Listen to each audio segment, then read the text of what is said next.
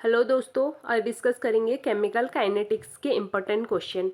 For a reaction, देखो पहला question है for a reaction the enthalpy of activation. Enthalpy of activation दिया है और इंटरनल एनर्जी ऑफ एक्टिवेशन दिया है 49.88 किलो जूल पर मोल एंड 52.38 किलो जूल पर मोल। ये जो है क्या क्या दे रखे हैं, ये है activation, enthalpy of activation and internal energy of activation.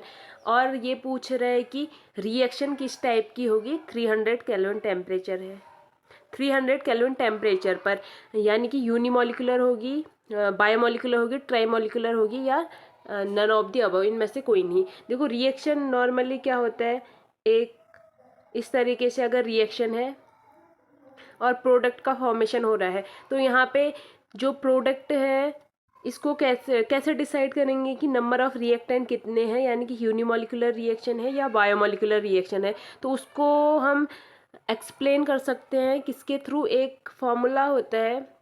Formula क्या रहता है, delta H equal delta E plus delta n g R T. ठीक है। अब यहाँ पे क्या होगा, अगर मैं इसको एक्टिवेशन एनर्जी के टर्म में लूँ तो ये भी एक्टिवेशन एनर्जी के टर्म में हो जाएगा और ये भी क्या हो जाएगा, एक्टिवेशन एनर्जी के टर्म में हो जाएगा। ये तो आपका गैस कांस्टेंट ही है और जो टेम्परेचर है वो यहाँ पे दिया है 300 केल्विन टेम्परेचर। अब इसको फर्दर सॉल्व करते हैं।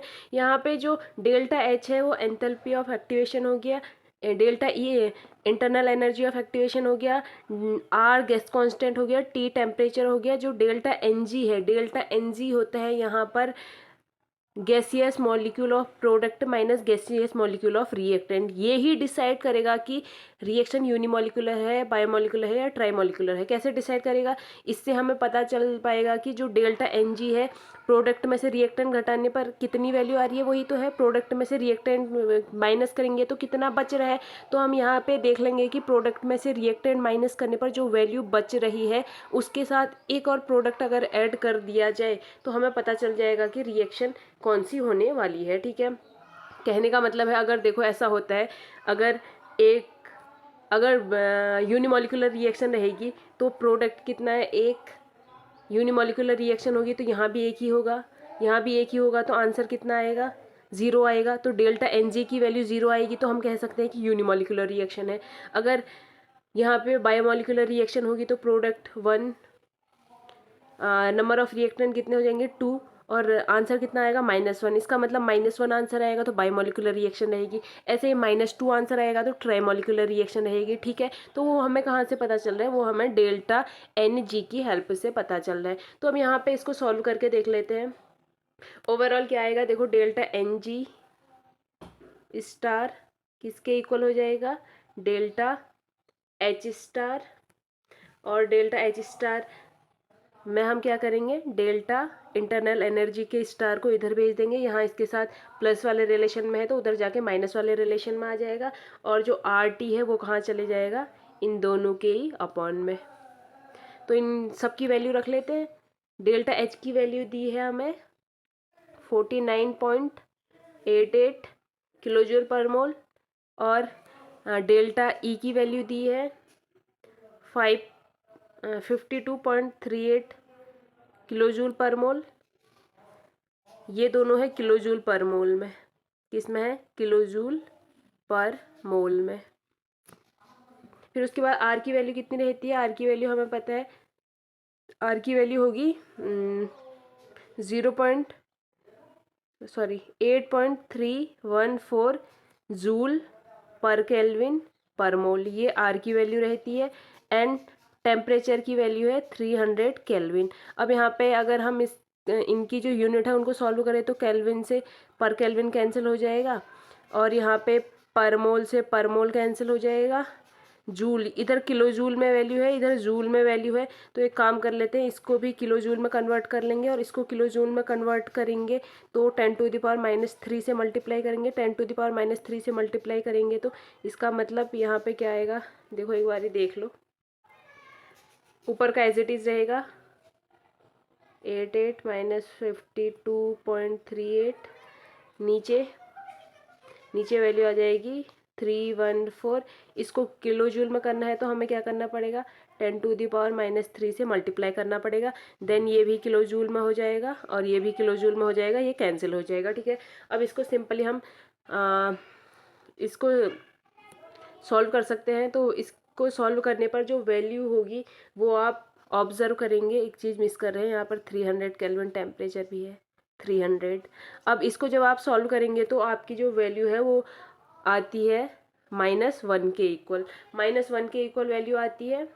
और -1 के इक्वल वैल्यू कब आएगी, -1 के इक्वल वैल्यू तभी आएगी जब जो रिएक्शन है वो क्या होगी, बायोमोलिकुलर रिएक्शन क्या होगी, बायोमोलिक्यूलर। वो कैसे होगी मैंने पहले ही बता दिया था, -1 के इक्वल अगर वैल्यू आएगी तो वो क्या रहेगी, कहा था बायोमोलिकुलर रिएक्शन। तो आंसर क्या होने वाला हमारा, सेकंड नंबर का ऑप्शन, यानी कि बायोमोलिकुलर रिएक्शन। ठीक है, आगे बढ़ते हैं।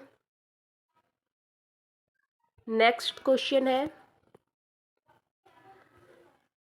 The sum of rate constant of internal conversion and inter system crossing is. Inter system crossing और इंटरनल जो कन्वर्जन है उनका सम दिया है, इनके रेट कांस्टेंट का सम दिया है 2 × 10⁻11। उसके बाद the quantum yield of fluorescence, fluorescence का क्वांटम यील्ड दिया है 0.5 and the rate constant of fluorescence, rate constant पूछा है फ्लोरोसेंस का। ठीक है, इसका एक सिंपल फार्मूला होता है, फार्मूला देख लेते हैं।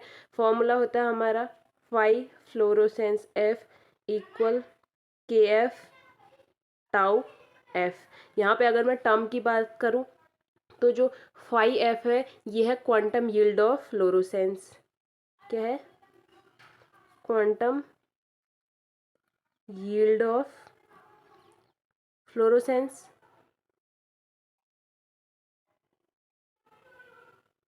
ये क्वांटम यील्ड ऑफ फ्लोरोसेंस है। KF की बात करें तो KF है rate constant of fluorescence, rate constant of fluorescence.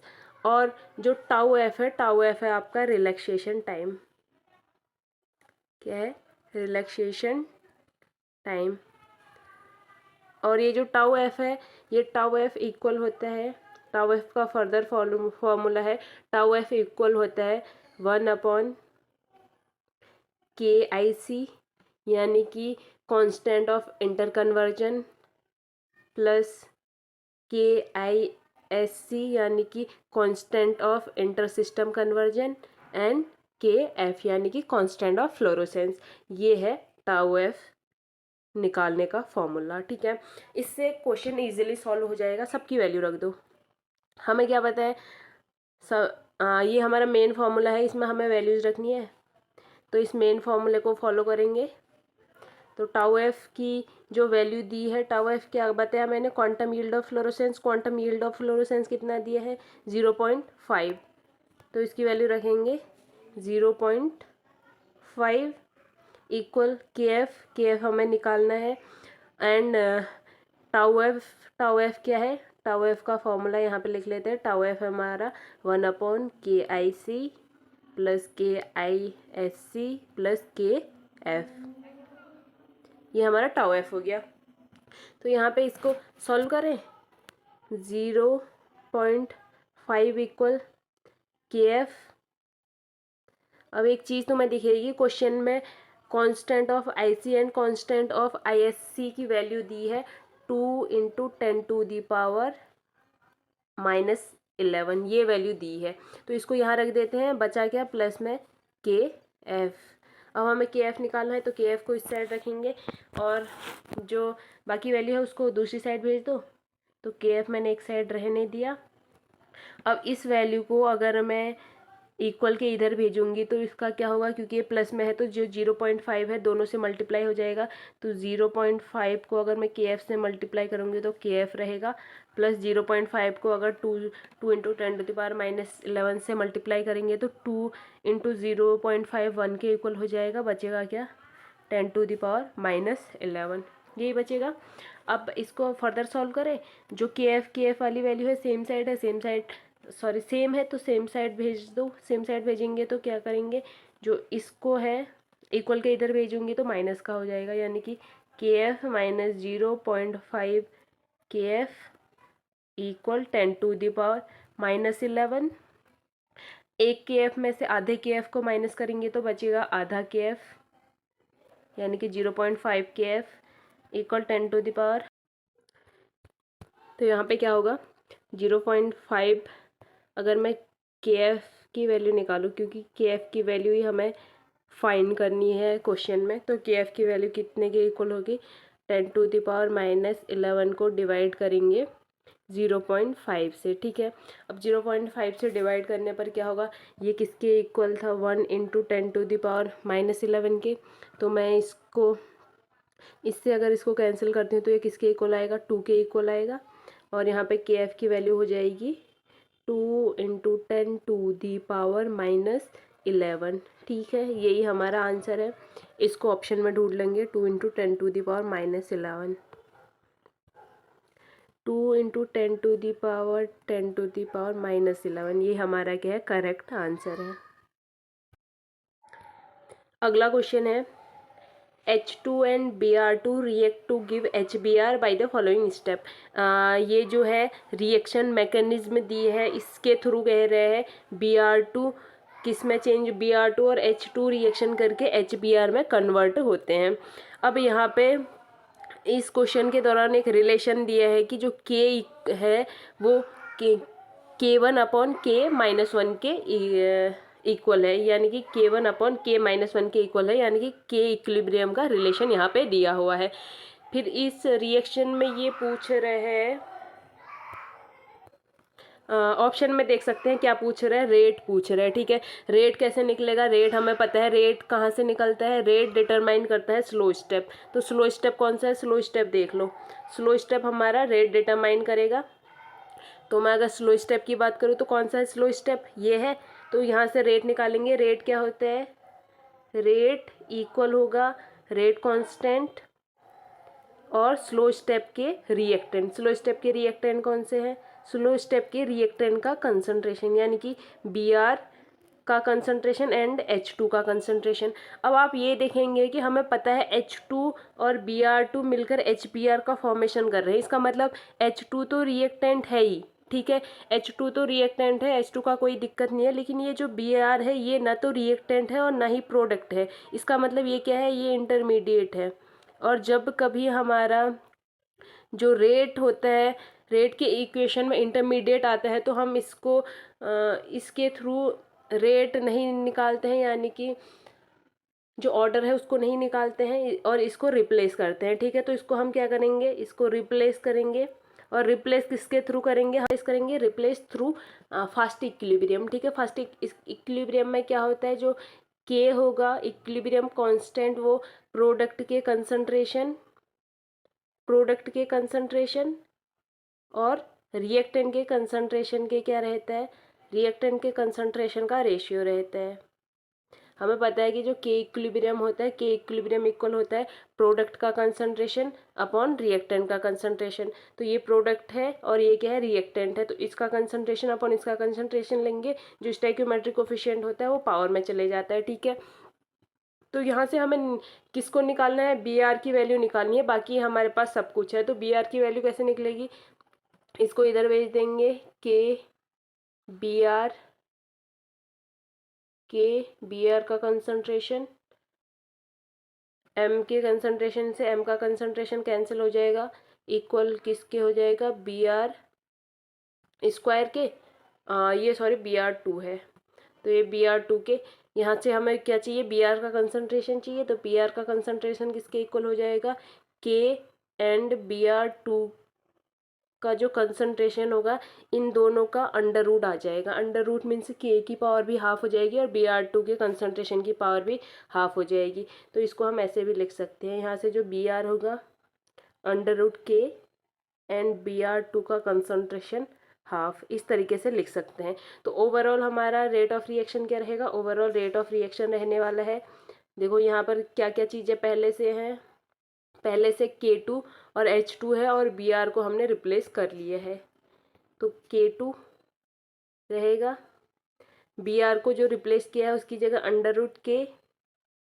Br की पावर हाफ और H2 आ जाएगा।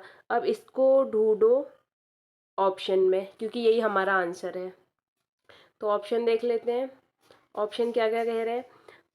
Rate K2 K⁻½ H2 Br2⁻½ बिल्कुल सही है, यही सही है और यही हमारा क्या रहेगा, आंसर रहने वाला है।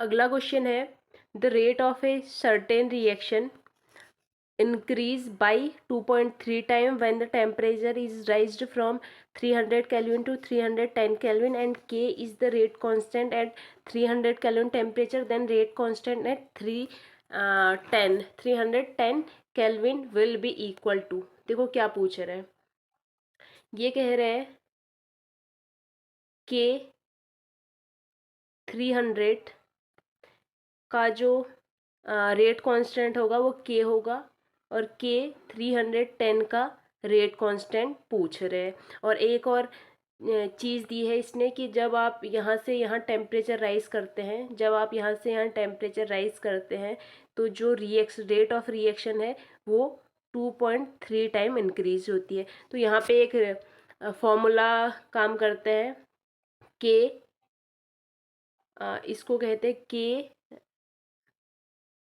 +10 अपॉन K +10 ही लिख लेते हैं, K +10 अपॉन K इक्वल होते हैं x⁻∆T अपॉन 10।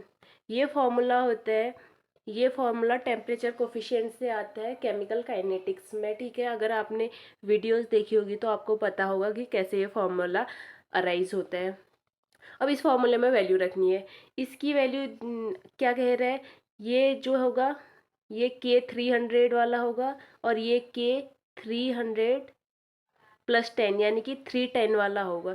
तो ऊपर वाला क्या है, K 310 वाली वैल्यू है, नीचे वाली K 300 वाली वैल्यू रहेगी। यहाँ पर x की वैल्यू दी है, कितना इंक्रीज कर रहा है 2.3 टाइम, और डेल्टा T क्या रहता है, टेम्परेचर डिफरेंस। 300 में से 310 माइनस करेंगे तो टेम्परेचर डिफरेंस कितना रहेगा 10 का, 310 में से 300 माइनस करोगे 10 ही आएगा, अपॉन 10। 10 से 10 कैंसिल हो जाएगा और जो ये वैल्यू दी है इसको K कहा है, इस वैल्यू को सिर्फ K कहा है। 310 के रिस्पेक्ट में देखो, 310 के रिस्पेक्ट में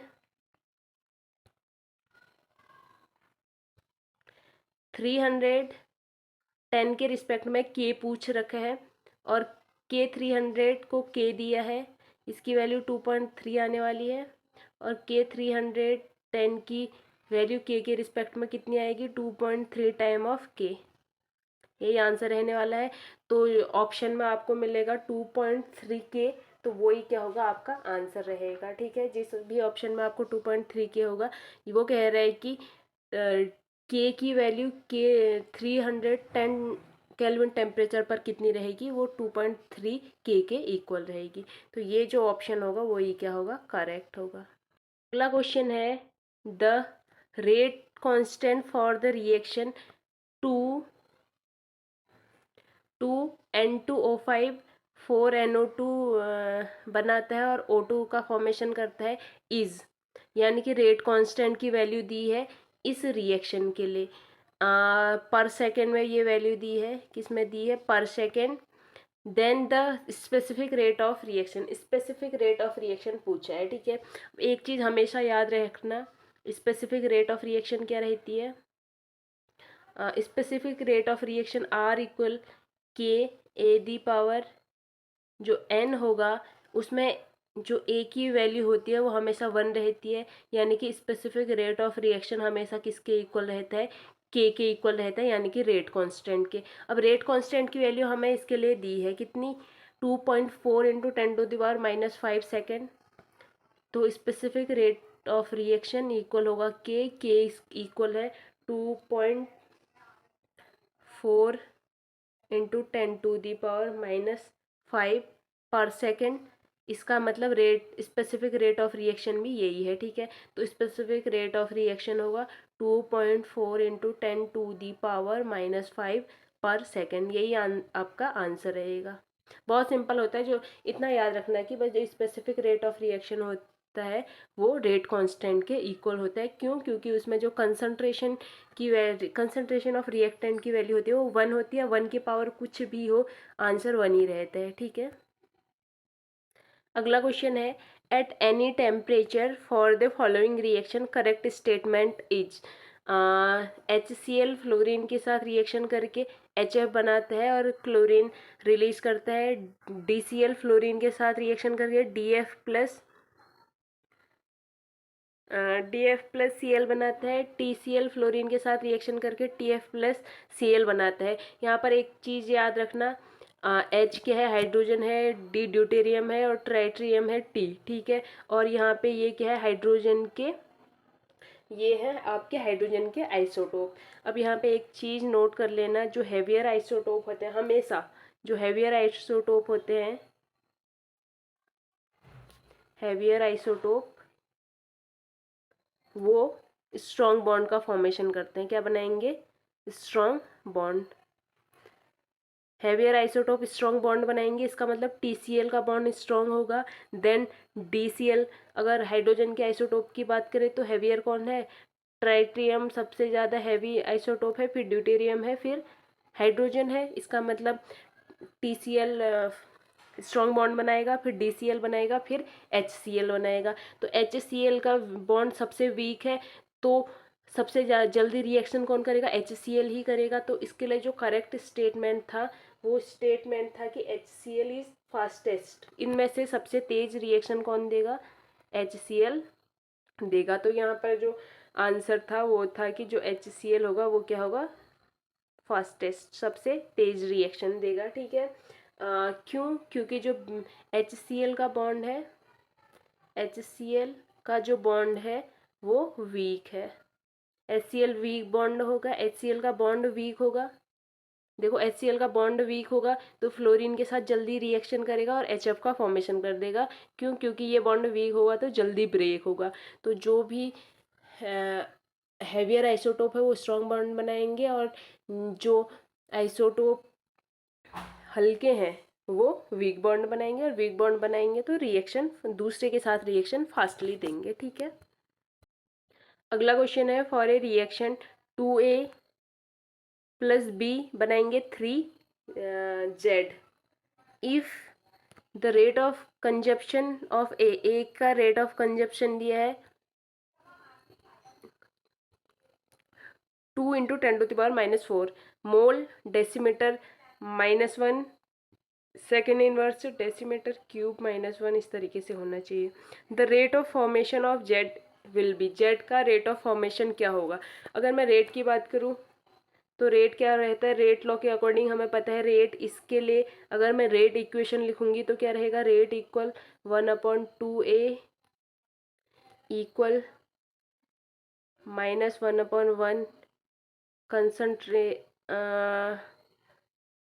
change in concentration of A with time, change in concentration of B with time, और इक्वल रहेगा change in concentration of Z with time।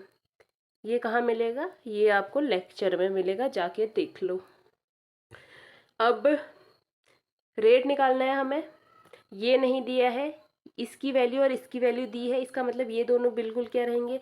Rate नहीं निकालना है, निकालना हमें है, अगर मैं बात करूँ तो हमें निकालना है जेड के फॉर्मेशन की रेट। तो जेड के फॉर्मेशन की रेट ये है, यही तो यहाँ पे तो जेड का फॉर्मेशन हो रहा है ना, तो ये जेड के फॉर्मेशन की रेट है। ठीक है, तो हमें जेड के फॉर्मेशन की रेट निकालनी है, तो मुझे यही निकालना है। और मुझे ये चीज़ें दे रखी है, क्या दी है? कंजप्शन रेट ऑफ ए का जो कंजप्शन हो रहा है उसके कंजप्शन की रेट दी है। इसका मतलब इन दोनों को मैं इक्वल रखूँगी तो मेरी वैल्यूज निकल जाएगी। तो हम यहाँ से क्या करेंगे? -1/2 consumption of A is equal to 1/3 formation of rate of formation of Z. अब एक चीज़ आपको मालूम होगी, इतनी वैल्यू को कहते हैं रेट ऑफ कंजप्शन ऑफ ए। तो इसकी जो वैल्यू है ये यहाँ पे दे रखी है, कितनी दी है? 2 × 10⁻⁴। तो 1/2 को एज इट इज़ रखेंगे, -dA/dt किससे रिप्लेस हो जाएगा? 2 × 10⁻⁴ से। 2 × 10⁻⁴, इधर 1/3 एज इट इज़ रहेगा। dz/dt मुझे निकालना है क्योंकि यही क्या है, फॉर्मेशन की रेट है। तो dz/dt किसके इक्वल हो जाएगा, ये इस 3 को इक्वल के उधर भेज देंगे तो 3/2 × 2 × 10⁻⁴, 2 से 2 कैंसिल हो जाएगा। इसके जो फॉर्मेशन की रेट होगी वो किसके इक्वल होगी, 3 × 10⁻⁴। जहाँ पे आपको ये ऑप्शन दिखेगा आप उसको टिक कर देंगे।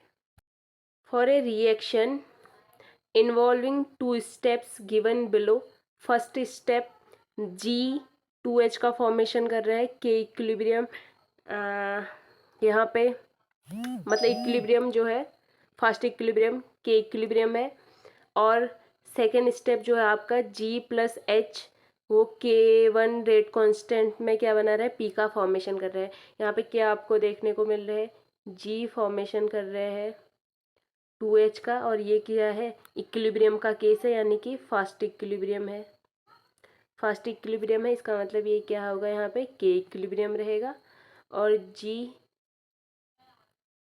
के साथ रिएक्शन करके K1 के प्रेजेंस में प्रोडक्ट का फॉर्मेशन कर रहा है, इसका मतलब ये क्या होगा, स्लो स्टेप होगा।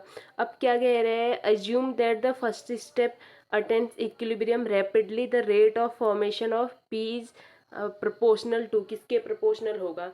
तो सबसे पहले देख लेते हैं रेट ऑफ रिएक्शन किसके इक्वल होने वाला है, वहाँ से हमें किसके प्रोपोर्शनल होगा वो भी पता चल जाएगा। तो रेट ऑफ रिएक्शन किसके इक्वल होता है, स्लो स्टेप, पहले वाला तो फास्ट इक्विलिब्रियम दे दिया, यानी कि दूसरा ही स्लो स्टेप होने वाला है। तो स्लो स्टेप के इक्वल रहेगा K1 concentration of G and concentration of H के इक्वल रहेगा। अब क्योंकि H क्या है यहाँ पे, देखो G तो हमारा रिएक्टेंट है, लेकिन H क्या है, H इंटरमीडिएट है। H इंटरमीडिएट है तो H को रिप्लेस करेंगे। रिप्लेस किसके थ्रू करेंगे, फास्ट इक्विलिब्रियम के थ्रू। फास्ट इक्विलिब्रियम के थ्रू कैसे करेंगे, हमें पता है कि इक्विलिब्रियम किसके इक्वल होता है, कंसंट्रेशन ऑफ प्रोडक्ट, यानी कि H अपॉन, देखो ये है ना, H/G, concentration of reactant G के, क्योंकि H 2 है तो इसकी पावर में 2 चले जाएगा। अब यहाँ से H की वैल्यू निकालनी है हमें, क्योंकि H को ही तो रिप्लेस करना है फास्ट इक्विलिब्रियम के थ्रू। तो H को रिप्लेस करना है तो H की वैल्यू निकालेंगे, के इक्विलिब्रियम के साथ G मल्टीप्लाई हो जाएगा, G का कंसंट्रेशन, हमें सिर्फ H चाहिए, तो क्या हो जाएगा, के इक्विलिब्रियम अंडर रूट आ जाएगा, और G भी क्या हो जाएगी, G की पावर भी -½ हो जाएगी। तो इसका मतलब हम H को किससे रिप्लेस कर सकते हैं, अंडर रूट के equilibrium and G the power ½ से। तो ओवरऑल क्या रहेगा, ओवरऑल R इक्वल रहेगा K1G, R इक्वल रहने वाला है K1G के कंसंट्रेशन एंड के इक्विलिब्रियम को इसके साथ लिख लेते हैं, फिर G लिख लेंगे, के अंडर रूट के इक्विलिब्रियम, G का कंसंट्रेशन एंड G के कंसंट्रेशन, G दी पावर ½ इसको मैं इस तरीके से लिख सकती हूँ। इस वैल्यू को मैं G के कंसंट्रेशन की पावर 3/2 लिख सकती हूँ। 1 + ½ क्या हो जाएगा, 3/2 ही हो जाएगा। अब ये इक्वल नहीं पूछ रहा है, ये पूछ रहा है किसके प्रोपोर्शनल होगा, और जब प्रोपोर्शनलिटी का साइन हटता है तो क्या होता है, कांस्टेंट आते हैं। तो अगर प्रोपोर्शनलिटी का साइन हटने की जगह आएगा तो जो कांस्टेंट है वो हटेंगे। तो के यहाँ पे के एंड के इक्विलिब्रियम क्या है, कांस्टेंट है, तो मैं इनको हटा दूंगी। ओवरऑल क्या बचेगा, आर किसके प्रोपोर्शनल हो जाएगा, G दी पावर 3/2 के। यही हमारा क्या था, आंसर था। एक अगला क्वेश्चन ले लेते हैं। क्वेश्चन है, which of the following is the curve x = y², इनका कर्व कौन सा होगा। तो इनका कर्व कैसा रहता है, मैंने बताया कि एक्सपोनेंशियल का जो कर्व होता है x और y के बीच, अगर मैं कर्व खींचूंगी तो जो एक्सपोनेंशियल का कर्व होता है पहले धीरे धीरे इक्वल होता है, फिर पहले धीरे धीरे बढ़ता है, फिर तेजी से बढ़ता है। इस तरीके से एक्सपोनेंशियल का कर्व देखने को मिलेगा। ये क्यों होता है, देखो अगर एक्सपोनेंशियल की वैल्यू देखोगे, यहाँ पर x और y की मैं वैल्यू देखूँ तो x की वैल्यू अगर मैं 1 रखूँगी तो y की वैल्यू क्या आएगी, एक्स की वैल्यू 1 और वाई की वैल्यू 1 रखूँगी, तो जो वाई स्क्वायर है किसके इक्वल आएगा, वाई स्क्वायर हमारा आएगा 1 के इक्वल। अब मैं थोड़ा सा बढ़ाने पर एक्स की वैल्यू 5 रखती हूँ और y की वैल्यू भी 5 रखती हूँ, तो ये 25 के इक्वल आएगा। थोड़ा सा और बढ़ाए, ये 10 तक कर दे, इसकी वैल्यू भी 10 कर दे, तो ये किसके इक्वल आएगा, 100 के इक्वल आएगा। यानी कि मैं इसको 10 से इंक्रीज़ कर रही हूँ, तो वाई स्क्वायर की वैल्यू क्या होगी, 100 से इंक्रीज़ कर रही है। जबकि पहले मैं इसको 1 से इंक्रीज़ कर रही थी, तो इसकी भी वैल्यू 1 से इंक्रीज़ हो रही थी। 5 से इंक्रीज़ कर रही थी, तो 25 से इंक्रीज़ हो रही थी। पहले धीरे धीरे इंक्रीज़ होती है, बाद में बहुत तेज़ी से इंक्रीज़ होती है। तो ये देखो, पहले 1 पे क्या होगा, ये भी 1 था, ये भी 1 था, लेकिन जब 10 आया तो यहाँ तो ये तो 10 ही था, लेकिन ये किसके इक्वल हो गया, ये हो गया 100 के। एक्स किसके इक्वल हो जाएगा, 100 के इक्वल हो जाएगा, ठीक है। तो यहाँ पे ये जो वैल्यूज़ हैं वो इस तरीके से इसलिए वेरी करती है क्योंकि एक्सपोनेंशियल का जो ग्राफ होता है, पहले एक्सपोनेंशियल की जो वैल्यू होती है पहले धीरे धीरे बढ़ती है, फिर बहुत तेज़ी से बढ़ने लगती है। 10th नंबर का क्वेश्चन और आज का लास्ट क्वेश्चन डिस्कस करते हैं।